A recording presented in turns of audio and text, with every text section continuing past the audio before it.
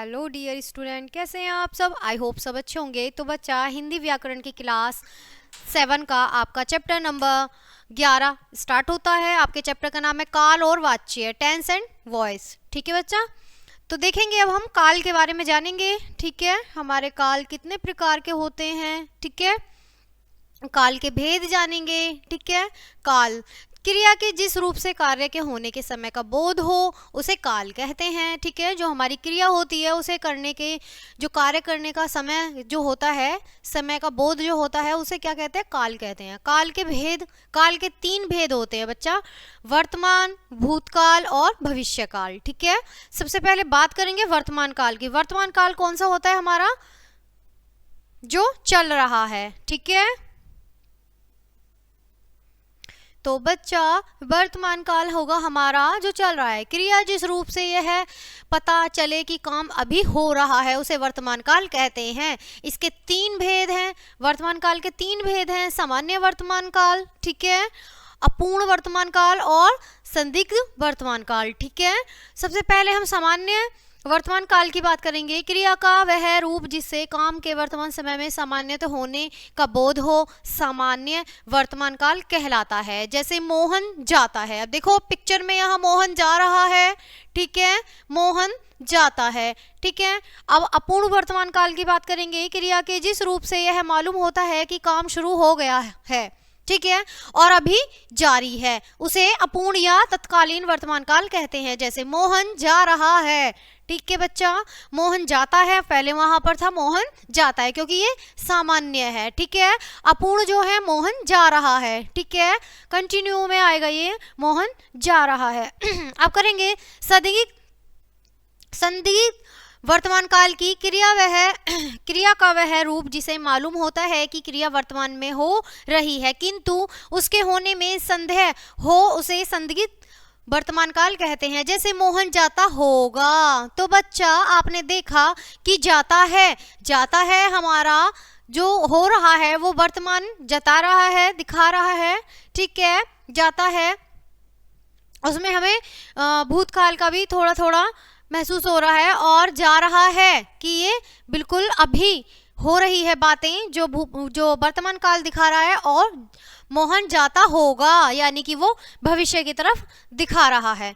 लेकिन ये हमारा भविष्य नहीं होगा, ये हमारा संदिग्ध वर्तमान काल होगा। ठीक है, बात करेंगे भूतकाल की। अब बात आ जाती है हमारे भूतकाल की। पहले हमने वर्तमान काल की बात करी थी बच्चा, अब बात करेंगे भूतकाल की।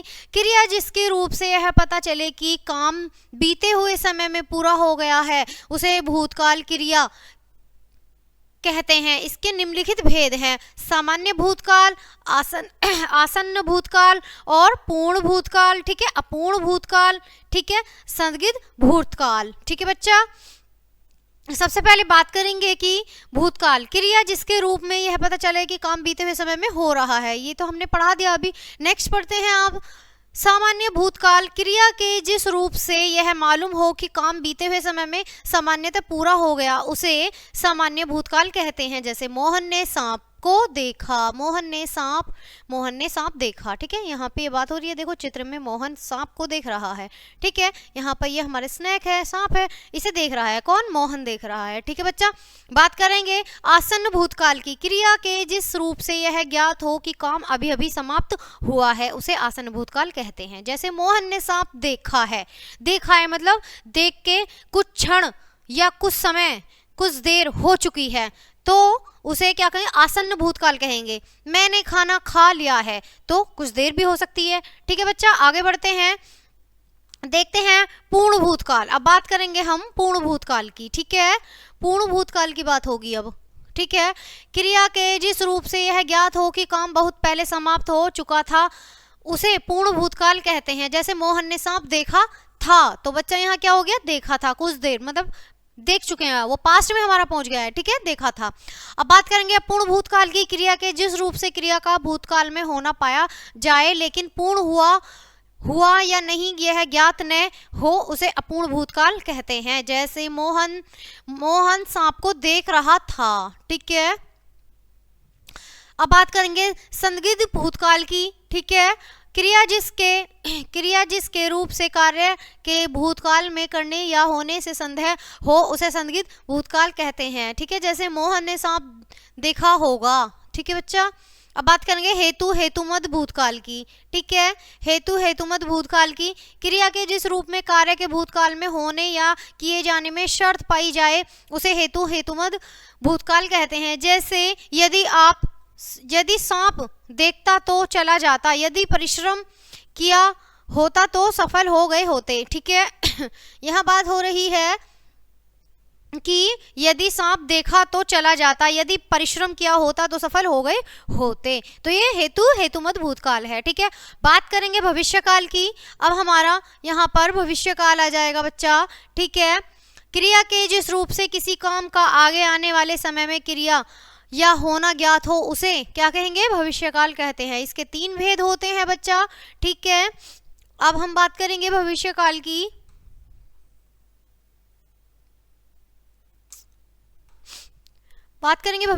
भविष्यकाल में सामान्य भविष्यत काल क्रिया के जिस रूप से काम का सामान्य रूप से भविष्य में किया जाना या होना पाया जाए उसे सामान्य भविष्यकाल कहते हैं। ठीक है बच्चा, पहले हमने सामान्य वर्तमान देखा था। ठीक है, फिर हमने सामान्य भूतकाल देखा था। अब हम सामान्य भविष्यकाल देख रहे हैं।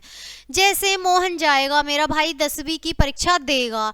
ठीक है, ये दोनों अलग अलग हैं। ठीक है, तो बच्चा समझेंगे संभाव्य भविष्यकाल। यहाँ बात होगी अब संभाव्य भविष्यकाल की। क्रिया का वह रूप जिससे काम के भविष्य में होने या किए जाने की संभावना हो पर निश्चय नहीं है, नहीं उसे संभाव्य भविष्यकाल कहते हैं। जैसे शायद कल मोहन दिल्ली जाए, संभवतः कल मैं चला जाऊंगा।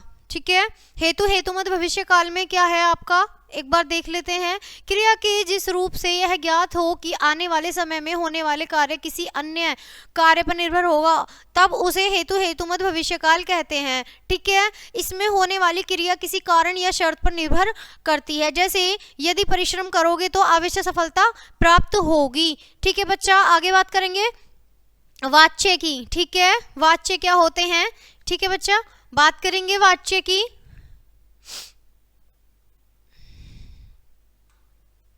ठीक है, क्रिया के जिस रूपांतरण से यह जाना जाए कि वाक्य में क्रिया के विधान का मुख्य विषय कर्ता है या कर्म है अथवा भाव, उसे वाच्य कहते हैं। वाच्य 3 प्रकार के होते हैं, कृत्यवाच्य, ठीक है, कृत्यवाच्य और कर्मवाच्य, भाववाच्य। ठीक है, यहाँ पे कृत्यवाच्य हो गया, कर्मवाच्य हो गया और भाववाच्य हो गया। सबसे पहले बात करेंगे कृत्यवाच्य की। क्रिया के जिस रूप में कर्ता प्रधान हो उसे कृत्यवाच्य कहते हैं। जैसे राधा गीत गाती है। ठीक है, राम पढ़ता है। ठीक है, यह है सकर्मक और असकर्मक दोनों क्रियाओं का होता है।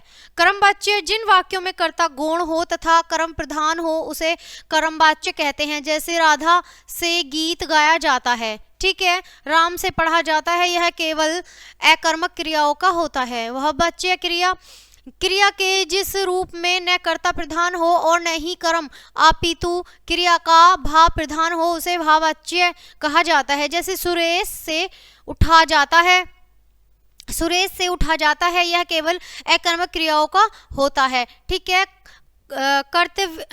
कृत्यवाच्य से कर्मवाच्य तथा भाववाच्य बनाने की विधि। ठीक है, कर्ता के साथ करण कारक लगाओ। कर्म नेक्स्ट है आपका, कर्म के साथ कर्ता कारक लगाओ और विभक्ति रहित करो। ठीक है, गय है आपका, कर्मवाच्य और भाववाच्य को कृत्यवाच्य में बदलते समय उल्टी प्रक्रिया करते हैं। ठीक है, अब बात करते हैं यहाँ पर किसकी प्रक्रिया की, कृत्यवाच्य से कर्मवाच्य की। ठीक है, पढ़ेंगे और समझेंगे थोड़ा सा। कृत्यवाच्य से कर्मवाच्य। ठीक है, यहाँ पर देखो हमने एग्जाम्पल में, उदाहरण में कृत्यवाच्य और कर्मवाच्य दे रखे हैं बच्चा। ठीक है, समझेंगे। सबसे पहले मैं पत्र पढ़ता हूँ। ठीक है, ये लाइन है हमारी, मैं पत्र पढ़ता हूँ। ठीक है, और कर्मवाच्य में आएगा मुझसे पत्र लिखा जाता है। ठीक है, अब यहाँ पे कृत्यवाच्य में आएगा मैं रोटी खाता हूँ और कर्मवाच्य में आएगा रोटी मुझसे खाई जाती है। ठीक है, अब यहाँ से फिर कृत्यवाच्य से भाववाच्य पढ़ेंगे अब हम। ठीक है बच्चा, कृत्यवाच्य से भाववाच्य, कृत्यवाच्य इधर है और भाववाच्य उधर है, ठीक है। कृत्यवाच्य में राम तेज दौड़ता है और भाववाच्य में राम से तेज दौड़ा जाता है, ठीक है। भाव आ रहा है क्योंकि उससे दौड़ा जा रहा है, ठीक है बच्चा। बात करेंगे मैं सर्दियों में नहीं नहाता, मैं सर्दियों में नहीं नहाता बिकॉज ठंड लगती है, ठीक है। तो और यहाँ जो हमारा भाव बनेगा होगा मुझसे सर्दियों में नहीं नहाया जाता, सर्दी लगती है नहीं नहाया जाता, वो हमारा क्या है भाव है, यहाँ भाव दिख रहा है, ठीक है। आगे बात करेंगे कर्मवाच्य से कृत्यवाच्य की, ठीक है। यहाँ बात होगी कर्मवाच्य से कृत्यवाच्य की, ठीक है। कर्मवाच्य है तुमसे दूध नहीं पिया जाता, ठीक है। कृत्यवाच्य में होगा तुम दूध नहीं पी सकते, ठीक है। और कर्मवाच्य में होगा मुझसे ऐसी बातें नहीं सुनी जाती, और कृत्यवाच्य में होगा मैं ऐसी बात नहीं सुन सकता, ठीक है। आगे बढ़ेंगे भाववाच्य से कृत्यवाच्य के बारे में, ठीक है।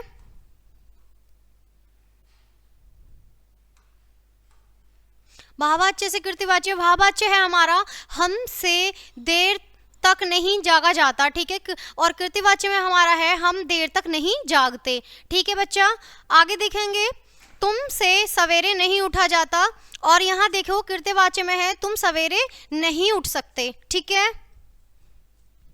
आगे देखेंगे हम वाच्य परिवर्तन संबंधी कुछ उदाहरण, यहाँ पे हम अब कुछ उदाहरण देख लेंगे, ठीक है बच्चों। अब ये हमारे कुछ थोड़े से उदाहरण हैं जिन्हें हम बहुत ध्यान से पढ़ेंगे, ठीक है। सबसे पहला हमारा उदाहरण है पशु चारा खाते हैं, और यहाँ हमारा है बच्चा पशुओं से चारा खाया जाता है, ठीक है। सीता लेख लिखेगी, ठीक है, सीता से लेख लिखा जाएगा। राम ने खाना खाया, राम से खाना खाया गया, ठीक है। आप समझ रहे हैं अंतर। भिखारी भोजन खाता है, भिखारी से भोजन खाया जाता है, समझ रहे हैं। अब मैं स्कूल नहीं जाऊंगा, अब मुझसे स्कूल नहीं जाया जाएगा बच्चा, ठीक है। हम सो नहीं सकते, हमसे सोया नहीं जाता। पिताजी पत्र लिखेंगे, पिताजी से पत्र लिखा जाएगा। अब मैं नहीं पढ़ूंगा, अब मुझसे नहीं पढ़ा जाएगा, ठीक है। क्या सुरेंद्र ने सिनेमा देखा, क्या सुरेंद्र से सिनेमा देखा गया, ठीक है। पुलिस ने चोरों को पकड़ लिया, पुलिस द्वारा चोर पकड़े गए, ठीक है। चुनाव अधिकारी ने मतों की गिनती की, ठीक है, चुनाव अधिकारी से मत गिनने गए, ठीक है।